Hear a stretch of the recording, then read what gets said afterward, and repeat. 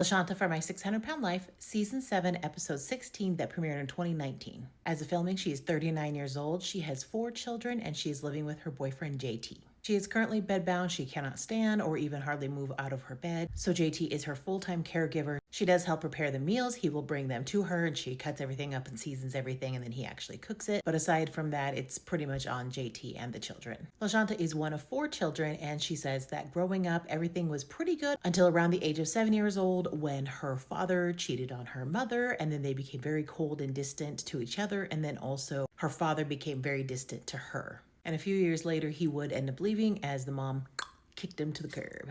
All of this took a big toll on Lashanta, and by the time she was 13, she was 200 pounds. Shortly after this, she would get pregnant with her first child. The father would not stick around and was not in the picture.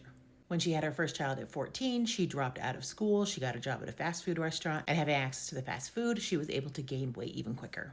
At 15 years old, she moved into her own apartment, and she says that her weight then accelerated because it was just her and she could eat whatever she wanted. By the time she was 16, she was 300 pounds. She was living with a boyfriend at the time. She became pregnant with her second child. He became very abusive towards her. He threatened and tried to unalive her, and he was arrested for that. And by the time she was 20 years old, she was 425 pounds. At 21, she became pregnant with her third child, and the father would also leave, leaving her with 3 children on her own. At 27 years old, she became pregnant with her 4th child, but the father would leave, and now she had 4 children to care on her own.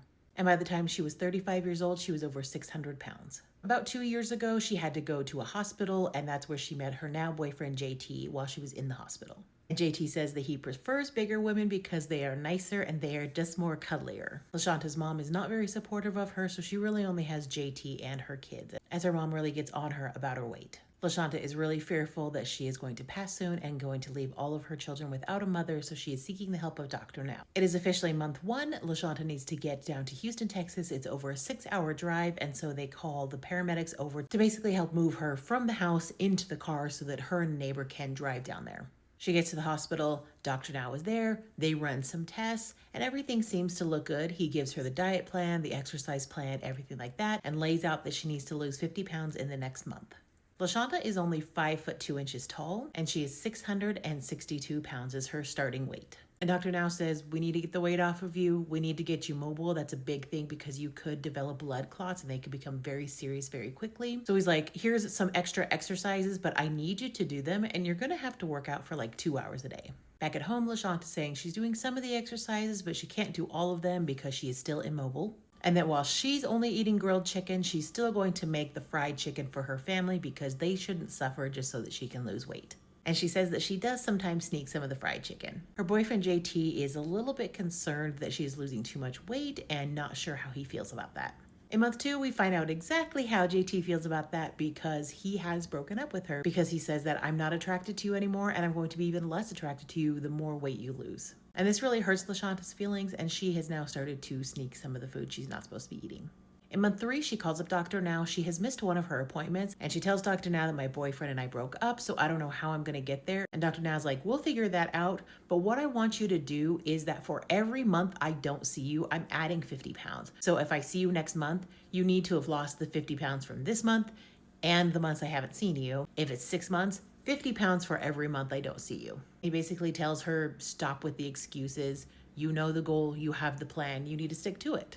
In month 4, Lashanta makes the decision that she just needs to move down to Houston, Texas, and so that's what they do 2 months later in month 6. Dr. Now gets her some medical transport down to Houston, Texas. And when she gets there, he says that her condition has declined, that she has gained weight. And he's like, you're bedbound, your boyfriend doesn't live with you, who's bringing you the food? And she says, oh, well, my neighbor would sneak it over. He basically says, stop blaming everybody else for what you're doing. You're now manipulating somebody else into bringing you the food, and it's only all on you now. It is now month 7. She's been in the hospital for a month because there were some tests that came back not looking so great, like her kidneys. He's also trying to get her to work with physical therapy so that she can stand, but she's not always doing it. When she first checked in a month ago, she was 680 pounds, which means that she gained 27 pounds since the last time she was there. But now they have her down to 579 pounds, which is a 110-pound weight loss in 1 month. Dr. Now says, I think you're ready to go home. I'm going to ask you to lose 100 pounds in the next month, and I need you to be able to stand without any kind of assistance like a walker or another person.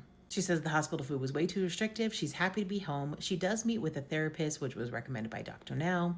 She talks all about her childhood, and her eldest son is currently incarcerated. And she basically talks about how at some points in her life she had to sell substances and also to use herself to make money. And she feels that because she exposed her children to that, that is why her son is incarcerated and got mixed up in all that stuff. It is month 8, and the therapy actually kind of backfired. She says that all of those emotions are now boiling and they're up on the surface. She's back to her old eating habits, and there's this scene where her son, that is 12 years old, is like, "What do you want for dinner?" And she's like, "Well, pizza." And he's like, "No, we'll have pizza. What are you gonna have?" And she says, "Just get me a pizza." And you could totally see that he is just like deflated, and he's like, "Come on, Mom, like just do the diet." But she orders up the pizza and she ends up eating it. She's taken back to the hospital and she is 576 pounds. That is a recent weight loss of 3 pounds, 86 in total from her first weight, 104 pounds total from her highest weight.